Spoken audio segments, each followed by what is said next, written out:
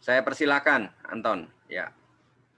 Oke, terima kasih, Pak Didi. Terima kasih, Bapak, Ibu sekalian. Terima kasih atas kerja kerasnya untuk misi gereja, misi kemanusiaan ini.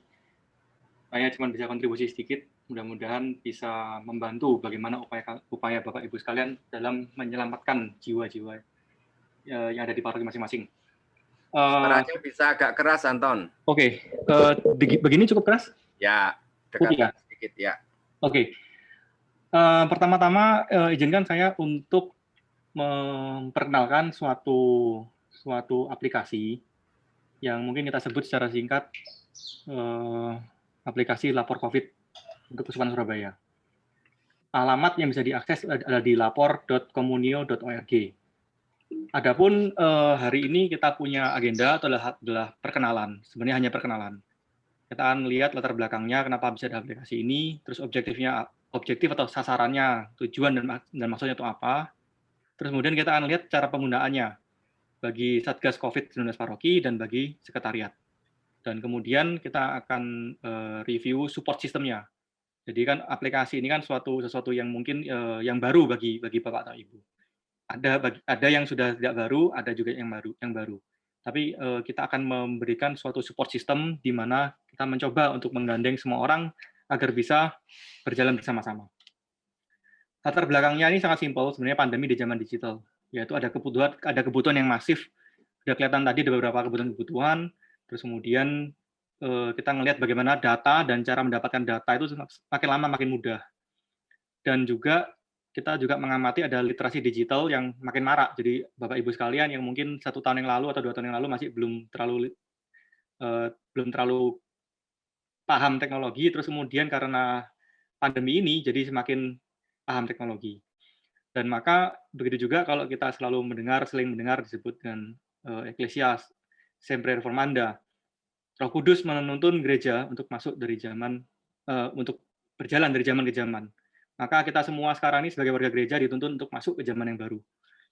Mudah-mudahan dengan begitu latar belakang ada ini kita bisa semua orang bisa memeluk dan mencoba untuk masuk ke dalam zaman yang baru ini. Maksud dan tujuan dan sasaran dari aplikasi ini adalah satu, kemampuan untuk monitoring situasi dan dampak dari pandemi di wilayah parokinya masing-masing.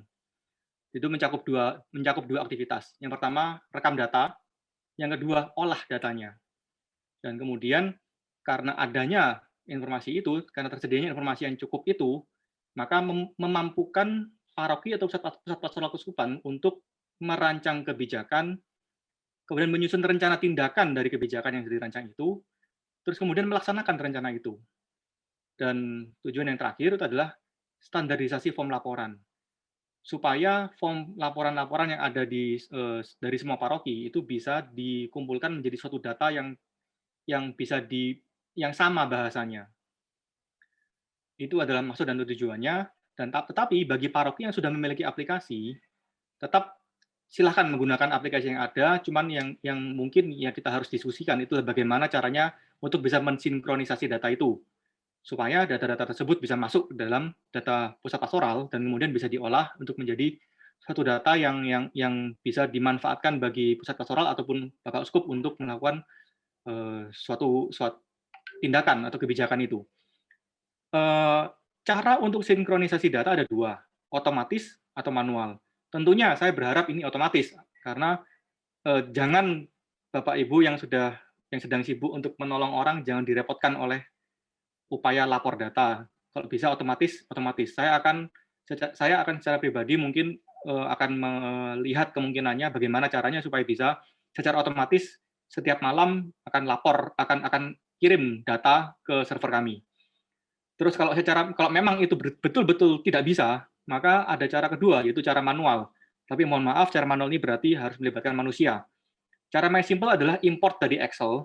Jadi Bapak Ibu menulis Excel, direkap di Excel, terus kemudian dilaporkan atau diimport ke dalam dashboard yang akan saya bagikan. Ada cara kedua, itu adalah menggunakan form rekapan harian. Bila internet di area masing-masing, areanya itu cukup lancar, bisa pakai dashboard-nya secara lebih intensif, boleh menggunakan form rekapan yang akan saya sediakan. Sekarang ini masih belum ada, saya masih wait and see dulu, apakah lebih banyak yang suka Excel atau lebih banyak suka yang pakai form rekapan ini. Form rekapan harian ini bisa menggantikan aplikasi yang bisa menggantikan cara untuk import ini yang otomatis itu. Tapi ya sekali lagi saya harapkan otomatis supaya agak bingung-bingung gitu. Oke, itu maksud dan tujuan, dan bagi paroki yang belum memiliki silahkan. Kalau bagi yang sudah memiliki juga mohon akan untuk menghubungi saya, maka kita lebih baik mungkin ini ya dengan IT-nya masing-masing ya mungkin ya. Jadi supaya kita bisa langsung bicara hal teknisnya. Oke. Terus kemudian kita akan masuk ke cara penggunaannya. Saya akan play satu video.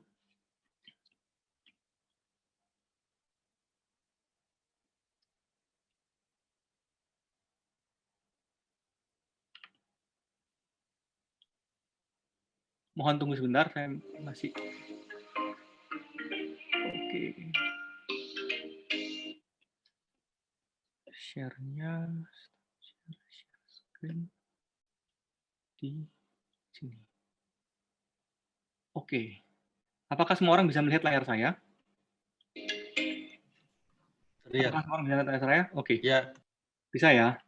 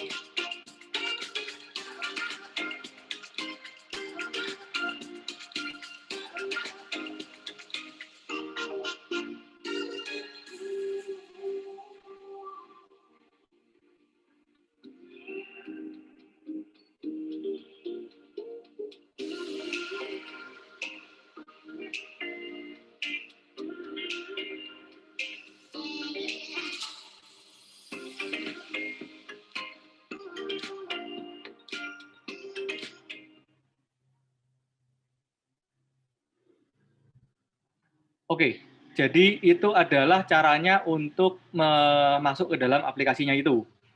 Ada dua, saya akan jelaskan lebih detail.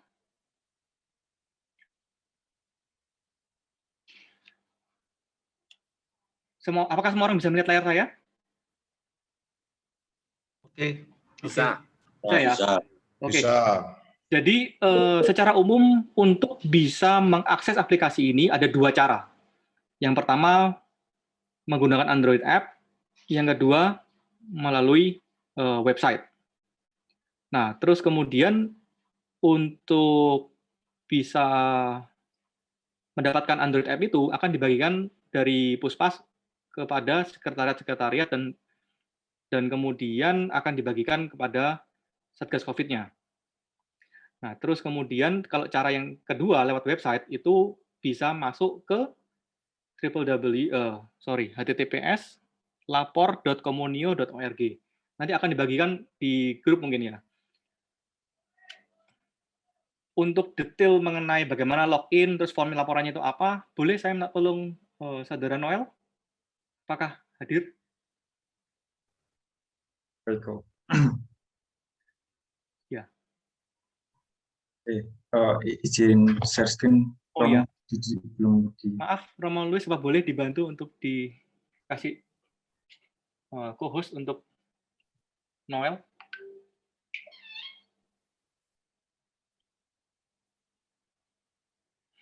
Sebentar, tunggu dulu. Noel di co-host. Namanya Noel siapa ini? Athanasius Romo. Athanasius Evanuel di co-host. Sorry, aku kadung munggah neng kamar. Malah, yaudah.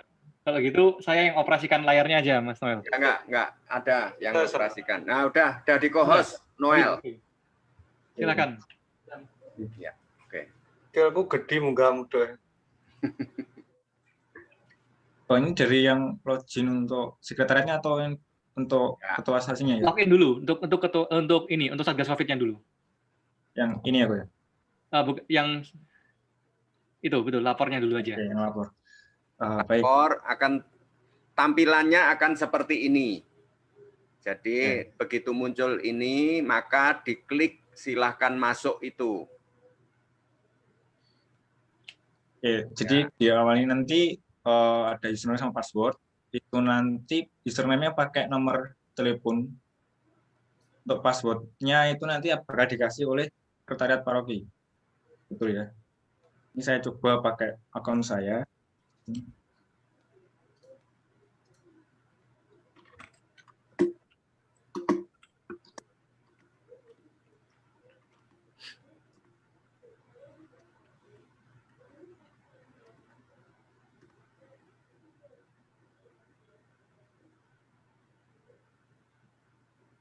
Ada kena tutup hitam-hitam. Oke. Oke. Jadi tampilan awalnya ada pilihan untuk pengisian formnya. Jadi ada form untuk lapor sakit, lapor sembuh, dan lapor meninggal. Kita coba untuk melihat lapor sakit. Nah, di sini lapor sakit ada pengisian untuk form. Yang pertama itu mengisikan siapa yang sakit. Kalau ada lebih dari satu orang, itu bisa diklik tambahkan. Jadi bisa muncul form untuk namanya. Coba misalnya nama yang sakit Gareng. Usianya 90. Nah, selanjutnya formnya itu harus mengisi tempat isolasi mandiri. Jadi di Pak Gareng ini pastinya di mana? Misalnya di rumah saudara. Di sini ada pilihannya kos-kosan, rumah kontrakan, rumah saudara, apartemen, rumah sendiri, rumah sakit, fasilitas pemerintah, fasilitas gereja, atau lainnya. Nah, untuk lainnya ini nanti ketika diklik, dia akan muncul form untuk teks, jadi bisa ditulis. Misal, gimana ya, di sekolahan. Nah, kemudian bantuan apa yang dibutuhkan, di sini terdapat obat dan vitamin, bahan makanan, sembako, kesehatan, perlindungan diri, dana, sarana transportasi, konsultasi dokter, konsultasi imam, lainnya. Nah, di sini itu bisa diklik lebih dari satu. Bisa obat, bahan makanan, kesehatan, dan untuk lainnya sama. Nanti nulis kebutuhannya itu ditulis sendiri di sini.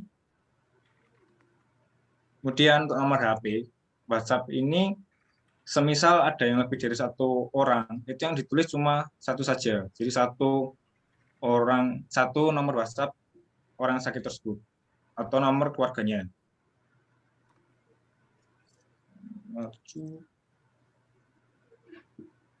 Jika sudah diisi semua formnya, itu tinggal diklik laporkan dan nanti akan muncul tadi notif singkat yaitu data berhasil dilaporkan. Untuk lapor sembuh, formnya juga sama, memasukkan nama orang yang sembuh, terus beberapa hari sejak diketahui sakit COVID, usia, golongan darah, di sini ada pilihannya, terus jenis kelamin, sama juga ada untuk nomor HP-nya dan alamatnya. Nah, ketika nanti diklik laporkan, itu bakal muncul seperti notifikasi pada lapor sakit tadi. Untuk lapor meninggal juga sama. Formnya yang pertama itu mengisi data diri dari orang yang meninggal tersebut. Jadi nama, usia, jenis kelamin, terus tanggal kematian, beberapa hari sejak sakit COVID, terus kemudian form untuk ini, nomor HP, WhatsApp, keluarganya. Terus kemudian alamat KTP-nya, terus alamat tinggal terakhir atau domisili terakhir, terus lokasi jenazah sekarang. Jadi bisa di rumah sakit atau di rumah. Nah, nanti kalau sudah dilaporkan akan muncul notifikasi kayak yang sakit tadi. Jadi hanya ada 3 form di aplikasi ini untuk melaporkan orang yang sakit, yang sembuh dan meninggal. Begitu Pak Anton. Anton, apakah ini yang mengisi ketua lingkungan atau satgas? Mungkin pertama-tama kita fokus ke sekretariat dan satgas dulu ya. Sampai mereka bisa menguasai, terus kemudian apakah nanti kebijakan paroki untuk diserahkan pada ketua lingkungan itu nanti tidak dibatasi sih.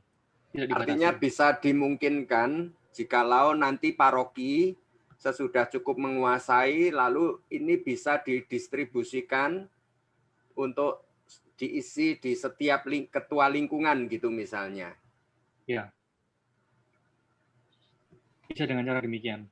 Jadi soal form lab, jadi terserah paroki nanti, terserah paroki. Yang jelas dari cara pendaftaran untuk mendapatkan aplikasi, dia harus mendapatkan ya dari jalur-jalur yang sudah ditetapkan oleh Puspas ya. Di antaranya sekretariat atau DPP itu. Romo Doko bertanya, Anton. Romo Doko bertanya, itu apakah nanti rekapnya separoki itu bisa muncul, bisa didapat? Ya, ada lagi akan saya tunjukkan. Ya. Ini akan saya tunjukkan. Jadi mungkin untuk supaya lengkap aja gambarannya, saya lanjutkan dengan info mengenai cara pendaftarannya. Itu bisa melalui sekretariat paroki, bisa disampaikan ke Puspas, kemudian akan disampaikan ke Puspas, dan kemudian dari Puspas akan diberikan suatu akun atas permohonan yang isinya adalah nomor teleponnya berapa, terus termasuk di paroki, stasi, wilayah, atau lingkungan yang mana. Jadi timnya ini, tim Satgas COVID-nya ini nanti untuk paroki, stasi, wilayah, lingkungan mana. Atau nanti kalau misalnya ada kebutuhan yang lain bisa disampaikan ke Puspas. Nanti akan coba kita fasilitasi. Dan kemudian jangan lupa selalu lindungi password Anda. Karena kalau misalnya ada orang login pakai password yang dimiliki ya itu kan sudah epok jadi orang itu gitu. Maka laporannya tidak akan akurat karena setiap akun itu akan terikat sama suatu stasi, wilayah, atau lingkungan tertentu gitu. Oke. Dari cara penggunaan ini kemudian saya akan tunjukkan bagaimana dari paroki itu mendapatkan view-nya seperti apa. Ini saya sedang login, saya coba ya, saya log out dulu. Terus nanti saya login pakai nama sekretariat untuk yang Ngerambe ini untuk paroki Ngerambe ya, terus saja. Saya sign in, terus di halaman pertama itu bisa jadi di beranda. Ini kalau masuk di dalam paroki itu di dalam parokinya ini itu sudah ada misalnya ya, yang sakit 26. Dari sakit ya 26 ini yang isoman 25. Terus yang masuk rumah sakit 1, yang sembuh 12, yang wafat 6. Artinya kita lalu mempunyai data 12 yang potensial bisa menjadi pendonor konvalesen. Betul. Ya, artinya itu. Seandainya nanti data ini akan diolah lebih lanjut, maka akan kelihatan golongan darahnya. Kan sudah dilaporkan di form tadi kan, ada golongan darahnya kan. Usia, golongan darah, itu semua bisa dipergunakan untuk kita olah menjadi data calon penyintas COVID-19 yang bisa mendonasikan plasma konvalesensnya. Oke, itu jumlahnya, terus kemudian kebutuhannya. Dari kebutuhan, ada obat dan vitamin, misalnya di sini ada 15. Ada 15 orang yang dilaporkan membutuhkan obat dan vitamin. Dan juga ada 5 orang yang dilaporkan membutuhkan bahan makanan, termasuk sembako atau makanan siap saji. Ada 5 orang yang dilaporkan membutuhkan alat kesehatan, tabung oksigen, termometer, oximeter, dan sebagainya. Terus kemudian ada 2 orang yang membutuhkan alat perlindungan diri, entah itu masker, desinfektan, hand sanitizer, alkohol, dan sebagainya. Terus kebutuhan untuk dana, ada 2 orang yang membutuhkan sarana transportasi, tidak ada. Membutuhkan konsultasi dokter sakit, ada 2. Konsultasi imam, ada 3. Dan lainnya, itu ada 2. Nah, kemudian bukan hanya data kebutuhan ini, juga bisa diakses, bisa dilihat daftar form yang masuk. Di antaranya ini misalnya, tanggal 27 Juli, paroki ini, lingkungan tertentu, pelapornya siapa, alamatnya mana, warga yang sakit, namanya Gareng 90 tadi, usianya 90. Bantuan yang diharapkan, obat, vitamin, bahan makanan, alat kesehatan, termometer. Tadi sudah dimasukkan tadi Gareng ya. Kalau misalnya hendak melihat pihaknya Keuskupan Surabaya, itu bisa dilihat di sini. Laporan secara umum untuk semua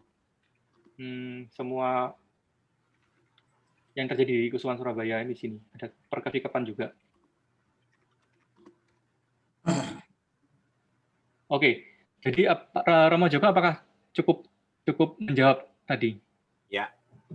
Lalu ada pertanyaan dari Pak Yudianta Sidoarjo.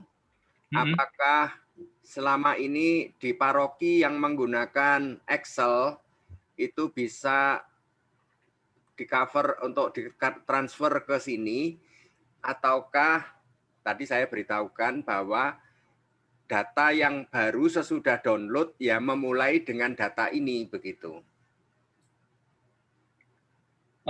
Secara umum aplikasi ini kan kalau di sini kan mencetak datanya kan data harian kan, 19 Juli 2022. Itu jadi diperlukan ada suatu setor data ini untuk bisa dimasuk dalam sini. Dan setor datanya itu apakah lewat Excel bisa atau tidak, bisa. Nanti akan sekarang belum ada, tapi nanti akan saya fasilitasi untuk Excel-nya. Caranya itu adalah nanti akan saya berikan suatu file Excel yang untuk diisi, terus kemudian akan diimport ke dalam upload file begitu di sini ya nanti. Yeah. Karena laporan untuk Keuskupan Surabaya seluruhnya itu dibuat setiap malam pukul 2 pagi. Yeah. Jadi diharapkan sebelum jam 12 malam sudah masuk semuanya, sehingga laporannya sudah ikut di hari itu. Yeah. Setiap pukul 2 pagi, sistem robot nih, robot secara otomatis langsung bikin laporannya ini. Jadi secara otomatis setiap tengah malam menjelang dini hari, robot ini akan mengupdate untuk data hari berikutnya, hari sebelumnya gitu ya. Betul. Tetapi untuk laporan yang paroki ini real time ini. Ada yang masuk langsung naik harusnya. Ininya juga real time, begitu ada laporan masuk bisa langsung masuk. Nah, tentunya ini semua kan masih sangat kasar ini ya. Bila ada hal-hal yang bisa dipandang bisa perlu untuk difasilitasi, saya sangat terbuka untuk masukannya. Kemudian kalau boleh saya kembali ke presentasi ini, terakhir adalah support sistemnya. Yang kita tawarkan nomor 1 adalah mungkin WhatsApp. Nanti mungkin dari Puskesmas akan diberikan satu nomor di mana ada bisa diakses untuk bantuannya di sini. Terus mungkin ada sesi bimbingan. Nanti mungkin Romo Didik bantu saya untuk dikomunikasikan jadwalnya bagaimana. Terus juga ada Google Form untuk laporan atau bug atau error yang terjadi. Yaitu di ini, error COVID-19, bit.ly error COVID-19. Kalau dibuka, ini formnya mudah-mudahan cukup sederhana. Emailnya apa, namanya siapa, paroki mana, stasi wilayah dan lingkungan mana, terus error terjadi ketika saya sedang melakukan apa. Terus mudah-mudahan kalau bisa, kalau boleh, dan itu akan sangat membantu, foto layarnya, screenshot-nya itu tambahkan di sini. Sudah, tolong bisa dikumpulkan, itu akan kami monitor. Tidak ada janji berapa lama jadi betulkan, tapi mudah-mudahan dalam kurang dari 3 hari bisa dibetulkan. Ya. Kalau bisa ya satu. Ada pertanyaan dari Romo Joko lagi, ya. Anton. Lingkungan ya. Tentang lingkungan. Jadi artinya waktu ngentri pertama itu kan. Ngentri apa nih ya? Ngentri form ini atau ngentri lapor? Supaya ketahuan ini dari lingkungan mana itu. Kan waktu. Di ini ya, di sini ya. Kebetulan ini Koasi Kesusahan Jangan Rambe ini belum ada lingkungannya. Nanti akan ditambahkan lingkungannya. Dia tentunya ada beberapa data-data yang belum lengkap. Nanti akan dilengkapi lebih lanjut. Artinya misalnya ini waktu sesudah download, lalu kan si pengentri data itu akan selalu mengentri nama pengentrinya siapa, dari lingkungan mana. Nggak perlu itu dari datanya sudah masuk dari datanya. Oke. Jadi artinya Jadi- lingkungan bisa terdeteksi ya. Langsung terdeteksi, betul. Langsung terdeteksi.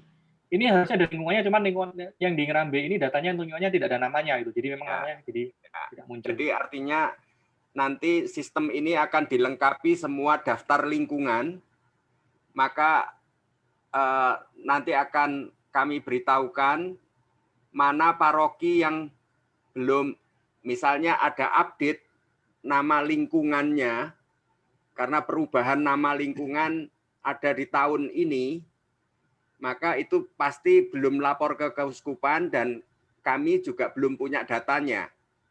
Makanya nanti Anton baru akan menambahkan nama lingkungan itu setelah ada update dari para sekretaris DPP tentang nama-nama lingkungan yang ada di paroki itu. Begitu Anton ya? Ya, betul. Nah ini pada waktu ngisi username, lalu ketika sign in itu sudah sebenarnya akan mengacu ke Paroki orang tertentu. itu dari lingkungan mana. Paroki tertentu maksudnya. Ya. Anton, Paroki saya sama bantu ke lingkungannya jelaskan itu ya. sebenarnya. Ya, tolong. Iku share screen-mu stopen. Oh, Oke, sorry. Dulu.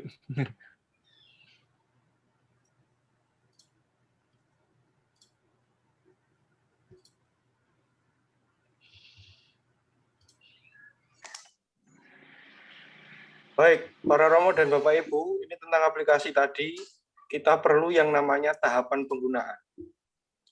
Sebenarnya para aplikasi ini didesain atau disiapkan untuk secara real time. Sehingga tadi Romo Didik mengatakan ini sungguh membantu paroki pada hari itu juga secara langsung, karena umat melaporkan dirinya secara real time bagi paroki-paroki atau kuasi paroki. Sehingga aplikasi ini berbasis lingkungan di paroki masing-masing. Dari mana data lingkungan itu? Ya, beberapa bulan yang lalu Anda semua sudah mengumpulkan jumlah dan nama lingkungan, itu yang kami pakai. Sehingga tadi juga ditegaskan akan ada update sejauh ada misalnya pemekaran lingkungan. Nanti akan ditambahkan oleh Mas Anton sehingga ada kanal khusus untuk update dan melaporkan problem tadi itu. Ini yang kedua. Lalu yang ketiga, akses dari aplikasi ini berbasis paroki. Sehingga paroki yang bersangkutan, paroki tertentu, misalnya HKY, tak bisa mengakses paroki yang lain. Sehingga murni laporan itu bisa diintip oleh tim yang ada di paroki. Jadi ada tingkatannya, kalau kami bisa akses semua. Nah itulah gunanya supaya ada cara pandang yang holistik dan sebagian. Kemudian, kita perlu pentahapan. Yang pertama, tadi dikatakan Mas Anton, bagaimana caranya aplikasi ini menjadi ramah dan terampil untuk tim di paroki lebih dahulu. Maka nanti pada sesi akhir, Romo Didik akan memberikan benang merah beberapa catatan penting untuk kita semua. Salah satunya ini, kita perlu menyiapkan dulu barangkali 3-4 orang yang bertanggung jawab untuk mempelajari ini. Kalau itu sudah terampil, maka kemudian didistribusikan sesuai jalur yang disiapkan oleh paroki. Dari tim paroki bisa ke Kawir, bisa ke Kaling, atau istilah-istilah lain, PIC, dan seterusnya. Jadi tahapannya begitu. Baru kemudian, kalau sudah mulai dicoba, digunakan sebagai tim tadi, kami siap untuk menjalankan pelatihan menggunakan aplikasi ini. Bimbingan secara bertahap dalam kurun waktu tertentu. Misalnya dalam 1 minggu depan itu beberapa paroki mengirimkan atau ambil bagian dalam proses pelatihan ini, itu akan sangat baik. Sehingga kita cepat bisa menggunakan ini. Yang saya usulkan misalnya, bimbingan yang disebut Mas Anton itu bisa berbasis kepikepan. Misalnya nanti kita atur, silakan nanti sekretaris bisa ngobrol dengan Romo Paroki bagaimana baiknya, apakah mau menggunakan ini. Kalau mau menggunakan berarti perlu menambahkan keterampilan untuk memakainya. Nah, kalau sudah sepakat baru nanti silakan dikatakan atau dilaporkan kepada kami sehingga kami atur jadwal, lalu nanti kami broadcast kira-kira paroki ABC hari ini, DEF hari ini, dan seterusnya. Mas Anton dan kawan-kawan siap mendampingi kita. Ini soal pentahapan, sehingga supaya lebih jelas lagi bagaimana ke depan kita memakainya. Tidak perlu kesusu karena ya kita harus belajar dulu. Ini beberapa catatan yang ya semoga cukup membantu. Muncul beberapa pertanyaan misalnya dari Romo Joko tadi, sebenarnya memang ini disiapkan untuk berbasis paroki, sehingga semua nama paroki dan semua nama lingkungan sudah ada di situ. Tinggal nanti kapan mau deploy itu ketika kita sudah siap semua sehingga bisa dipakai. Lalu sebagai laporan umum, nah ini untuk keuskupan. Begitu saya kira semoga membantu untuk semakin jelas. Tambahan untuk pertanyaan